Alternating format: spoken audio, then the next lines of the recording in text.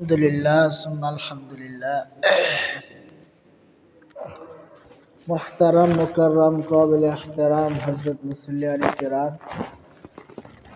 अल्लाह पाकेर आलीशान दरबारे लाखों कोटी शुक्रिया যে মহান মালিক আমাকে আপনাদেরকে অত্যন্ত মায়া করে মহব্বত করে ভালোবেসে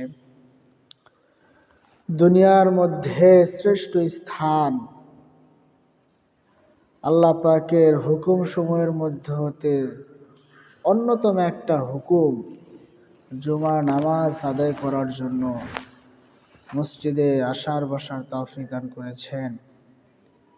এই জন্য আমরা সকলে দিল থেকে শুকরিয়া আদায় করি, সকলে বলি আলহামদুলিল্লাহ। লক্ষ কোটি দরুদ ও সালাম সেই মহামানব, মানবতার মুক্তির দূত, সকল মুমিনের হৃদয়ের স্পন্দন,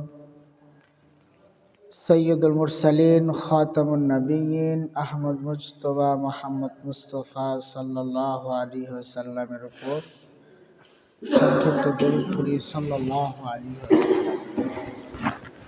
তো সম্মানিত উপস্থিতি, আজকে সময় খুবই কম, আমার আসতে একটু দেরি হয়েছে, এক জায়গায় গেছিলাম।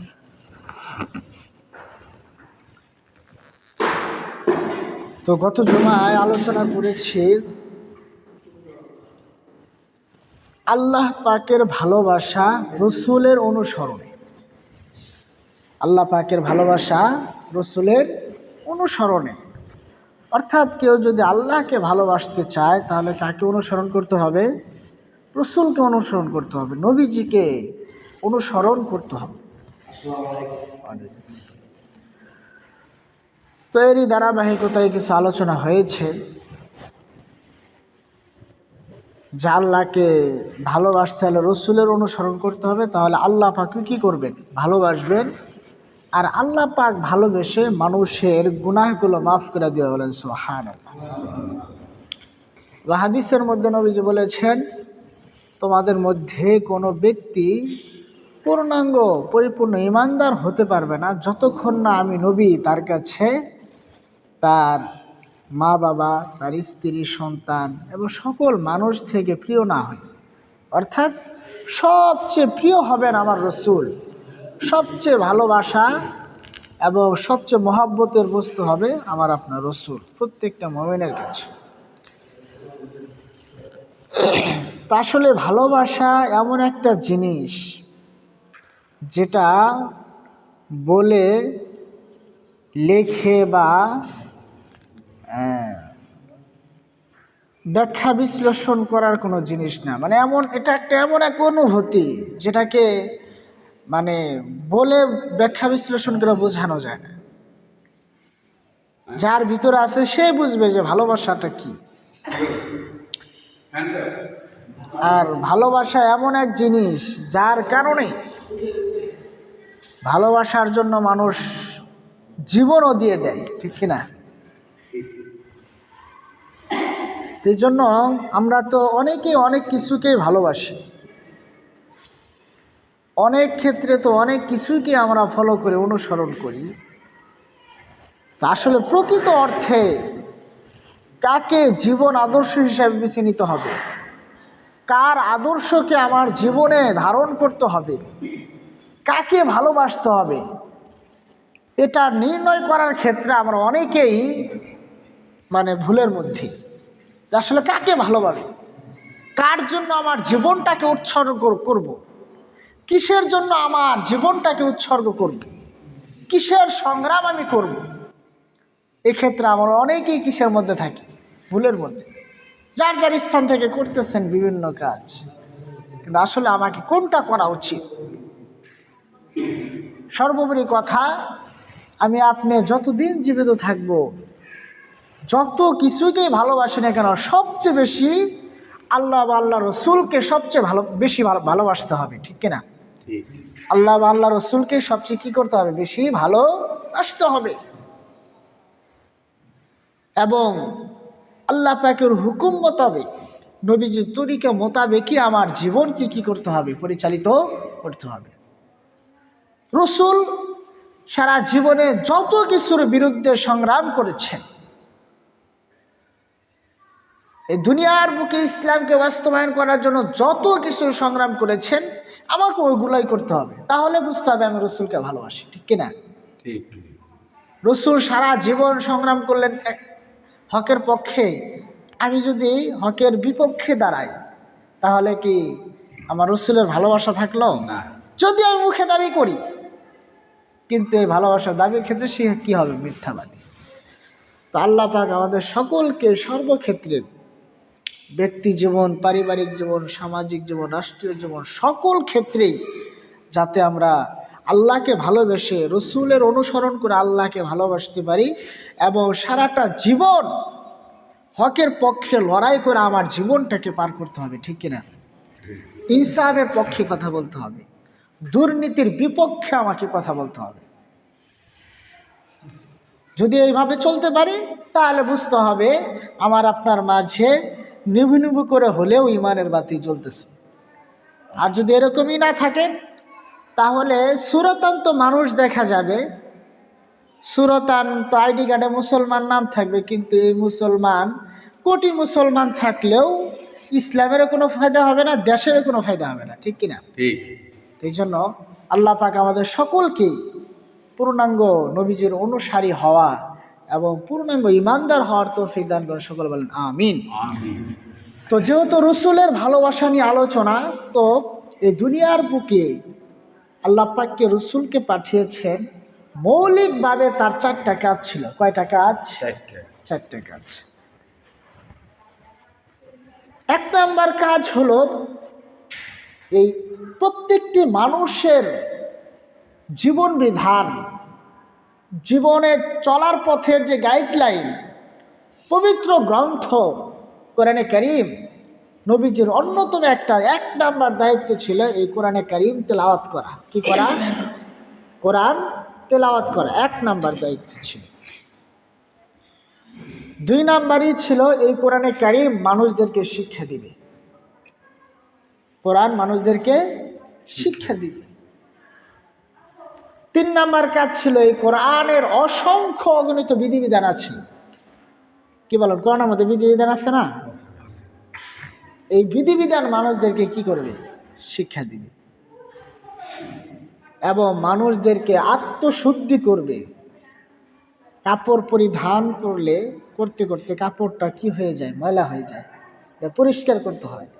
তনুরূপভাবে আমার আপনার মাঝে যে কলব আছে, অন্তর আছে, এটাও গুনাহ করতে করতে কি হয়ে যায়? মানে ময়লাযুক্ত হয়ে যায়। এটাকে পরিষ্কার করার জন্য দিলটা, যার দিল যত পরিষ্কার তার ঈমান তত পাকা এবং তার দ্বারা তত বেশি ভালো কাজ হবে। বলেন সুবহানাল্লাহ। আর দিলটা যত ময়লাযুক্ত থাকবে তার দ্বারা তত বেশি অন্যায় কাজ হবে। নিজের উপরে অন্যায় করবে, নিজের উপরে জুলুম করবে, আবার সময় পেলে অন্যের উপরেও কি করবে? জুলুম করবে। এই জন্য দিলটাকে পরিষ্কার করা। তাহলে রসুলের মৌলিকভাবে ছিল 4টা কাজ, এর ভিতরে অসংখ্য কাজ চলে আসবে। যেমন কোরআন তেলাওয়াত করা, কোরআন শিক্ষা দেওয়া, কোরআনের বিধান শিক্ষা দেওয়া। কোরআনের বিধান তো অসংখ্য বিধান আছে, সব এর ভিতরে কি আসবে? চলে আসবে। তাহলে মৌলিকভাবে 4টা কাজ। কিন্তু দুঃখজনক হলেও সত্য কথা যে আমরা অনেক নবীজির উম্মত এমন আছি যে আমরা কোরআনটা পড়াও শিখলাম না। কি বলেন? এরকম আছে না? এটা খুবই আশ্চর্যের কথা যে যেই কোরআন আমার আপনার হেদায়েতের জন্য নাজিল হলো, যেই কোরআনের বিধিবিধান বাস্তবায়ন করার জন্য এত মানুষ জীবন দিল, কি বলেন আমাদের পর্যন্ত কি এমনি এমনি ইসলাম চলে আসছে? না। ইসলামের ইতিহাস ঘাটলে কত মানুষের কত কুরবানি দিতে হয়েছে এই ঈমানের জন্য, ইসলামের জন্য। এই জন্য মহতারাম হাজিরিন, আমাদেরকে কোরআন তেলাওয়াত করতে হবে, কোরআন শিখতে হবে, অপরকে শিখাতে হবে। আজকে এত সমাজের মধ্যে বা দেশের মধ্যে অনিয়ম, বেইনসাফি, দুর্নীতি কেন? কোরআনে কারিমের মূল শিক্ষা মানুষের মাঝে নাই। এই পুরা জেনারেল যে শিক্ষা সিলেবাস, এই শিক্ষা ব্যবস্থা আপনার ইতিহাস পড়লে জানবেন, আজ থেকে 200 বছর আগে এই ভারত উপমহাদেশ অর্থাৎ বাংলাদেশ, পাকিস্তান, এগুলো তো আগে একই ছিল। কি বলেন, তাই না? তখন ব্রিটিশরা শাসন করছে দেশ, 200 বছর কি করছে তারা শাসন করছে। তারা আসছে কিভাবে?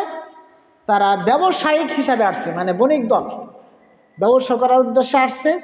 আইসা দাপে দাপে বিভিন্নভাবে তারা অস্ত্র শস্ত্র বিভিন্নভাবে, অনেক লম্বা ইতিহাস আছে, আপনারা পড়লে জানবেন, আমি সংক্ষেপে বলছি। তারা বিভিন্নভাবে আইসা তারা এই দেশের উপরে কি করছে, রাজত্ব করছে। পরে যখন দেখলো যে না, এই ব্রিটিশরা এমন এক জাতি, এদের কাছে তো মুসলমানের ইমান আমল ইজ্জত আবরু কোনোটাই নিরাপদ না, সুতরাং ওদেরকে এই দেশ থেকে কি করতে হবে, বিতাড়িত করতে হবে। ওই সময়কার যিনি বড় আলেম ছিলেন শাহ ওলিউল্লাহ মুহাদ্দিস দেহলভী, আব্দুল আজিজ, আরও অনেকে ছাড়া যারা ছিলেন, আব্দুল আজিজ দেহলভী রহিমাহুল্লাহ, তিনি ওই দিল্লির শাহী মসজিদে জুমার দিনে এক ফতোয়া ঘোষণা করছেন যে এই ব্রিটিশদের থেকে যদি আমরা আমাদের ঈমান আমল, আমাদের ইজ্জত সম্মান যদি হেফাজত করতে চাই, তাহলে তাদের বিরুদ্ধে সংগ্রাম করতে হবে, তাছাড়া বিকল্প কোনো পথ নেই। এইভাবে তারা উলামায়ে কেরামের নেতৃত্বে ওই সময়কার হাজারো জনগণ, হাজারো মানুষ কি করেছে, জীবন দিয়েছে। এইভাবে দীর্ঘ একটা সময় তাদের সাথে লড়াই করে তাদেরকে কি করছে, দেশ থেকে বিতাড়িত করছে। এখন ওরা তো চলে গেছে, কিন্তু এমন এক বীজ বপন করে গিয়েছে যে আমরা তো চলে যাব, কিন্তু আমাদের আদর্শ তাদের ভিতরে থাকবে। এই যে বর্তমানের যেই শিক্ষা সিলেবাস, জেনারেলের যে শিক্ষা সিলেবাস, এটা ব্রিটিশদের প্রণয়ন করা, তাদের সিলেবাস। যেই সিলেবাস পরিপূর্ণ যে ফলো করবে, সে দেখা যাবে যদিও আমাকে দেখে নাই সে, কিন্তু আমার সিলেবাস পড়ে আমার আদর্শই সে লালন করবে, এরকম একটা তারা করেছে। এই জন্য দেখা যায় শুধু জেনারেলের যে শিক্ষাটা, এটা দেখা যায় পড়ে এক একজন মাস্টার্স, ইঞ্জিনিয়ার, বহু কিছু হয়। দেখা যায় যে কোরআনে কারিমই সে কি করে না, তেলাওয়াত শেখে না, পারে না। তাহলে একজন ব্যারিস্টার হয়, ম্যাজিস্ট্রেট হয়, তার কি বুদ্ধি কম নাকি? তার কি কম পড়ালেখা করতে হয়? অনেক পড়ালেখা করে, কিন্তু দেখা যায় কোরআনে কারিমের তেলাওয়াত তার সিলেবাসে তো নাই, সে কেমনে শিখবে? এই জন্য দেখেন আজকালকে এত বিশৃঙ্খলা বা দুর্নীতি ইত্যাদির কারণ হলো কোরআনে কারিমের মূল শিক্ষা আমাদের মাঝে। যতদিন পর্যন্ত কোনো জাতি, কোনো ব্যক্তি কোরআনে কারিমের শিক্ষা অনুযায়ী না চলবে, ততদিন পর্যন্ত কি হবে না। হতে পারে একজন ইঞ্জিনিয়ার, ডাক্তার হোক, কোনো সমস্যা নেই, কিন্তু তার মূল শিক্ষা কোরআনে কারিম, এই শিক্ষা নিয়ে তার যেতে হবে। এই শিক্ষা তার ভিতরে কি করতে হবে, লালন করতে হবে। তাহলে তার দ্বারা কোনো সময় কি হবে না, দুর্নীতি হবে না। একজন ডাক্তার মাশাআল্লাহ যদি তার ভিতরে কোরআনে কারিমের জ্ঞান থাকে, কোরআনের ভয় থাকে, আল্লাহ পাকের ভয় থাকে, সে কখনো কি করবে না, দুর্নীতি করবে না, ভুল চিকিৎসা দিবে না, ভুল পরীক্ষা করার জন্য বলবে না তুমি এটা টেস্ট করো, ওটা টেস্ট করো, বলবে না। দেখা যায় এখন তো ডাক্তারের কাছে গেলেই এমনি এটা টেস্ট লাগবে না, আন্দাজে দিয়ে দেয়। গরিবদের কত পেরেশানি, এক একটা টেস্টে কত টাকা লাগে। ইঞ্জিনিয়ার হয়, পড়ালেখা শেষ করে ইঞ্জিনিয়ার হয়েছে, দেখা যায় রাস্তাঘাটে কাজ করে দুর্নীতি করে না? রডের পরিবর্তে বাঁশ ঢুকা দেয়, আবার 2 নাম্বার মাল দেয়, দেয় কিনা? যদি তার ভিতরে আল্লাহর ভয় থাকতো, কোরআনে কারীমের প্রকৃত শিক্ষা থাকতো, তাহলে সে কখনোই এই দুর্নীতি করতে পারতো না। যে আমি যে রাস্তা করতেছি, দুনিয়ার কেউ না দেখে একজন তো দেখতেছে, আর এখান দিয়ে জনগণ চলবে, এই করবে, কিছুদিন পরে তারা ভোগান্তি হবে, এরকম চিন্তা ভাবনা যদি কারো থাকতো, তাহলে সে কখনোই কি করতে পারতো না, দুর্নীতি। এই জন্য মহতারা হাজিরিন, সর্ব অবস্থায় সকল প্রকার অন্যায় অবিচার থেকে আমাদের বাঁচতে হবে।